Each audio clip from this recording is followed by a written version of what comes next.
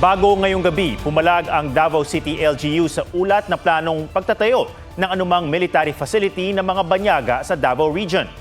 Kasunod ito ng pahayag ng AFP na plano ng Amerika na magtayo ng imbakan ng langi sa Southern Philippines. Ayon kay Rear Admiral Roy Vicente Trinidad, spokesman for West Philippine Sea ng Philippine Navy, sa klaw ng Enhanced Defense Cooperation Agreement at ng Visiting Forces Agreement ang mga ganitong proyekto.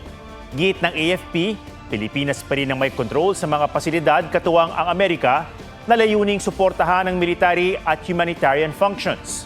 Pinawi naman ni Trinidad ang pangamba ng ilan na baka maging target ang bansa dahil sa mga naturang pasilidad.